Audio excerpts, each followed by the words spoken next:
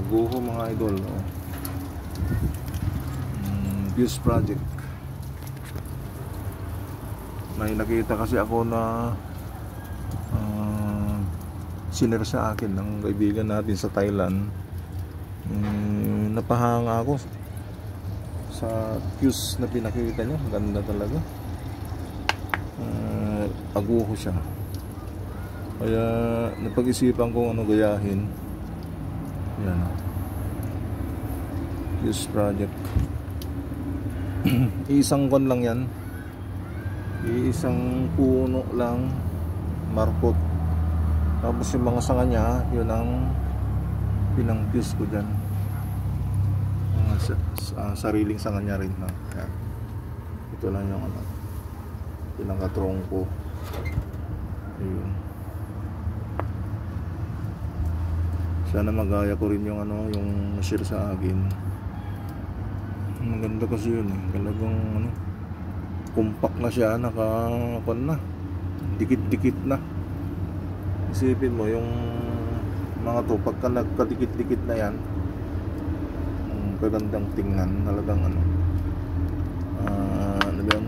Parang ano, matanda yung puno, yung tsura nya. Yun. Kaya ako kasi mahilig din ako mag-eksperimento pag may nakikita akong ano, mga ginagawa ng mga master. Sinusubukan ko rin gayahin. Ayan. May ano, nagbumigay na isang ano, yan lang naman. Pinamitan ko siya ng tawag nito, plastic na ano, yung hinihila. Sinusuksok mo dyan, oh. Tapos silain mo. Parang kalimutan ko yung tawag dyan. Hindi naman tie wire, kalimutan ko na. Comment na lang sa mga nakakaalam nyan.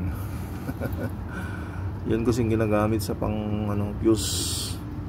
Pag medyo kan na yan, kinakat na, pag tumataba na. Yan tsura niya. Ayos mga idol. Enjoy lang sa pagbubonsai. Ito kasi ay passion din, kahiligan. Ayan.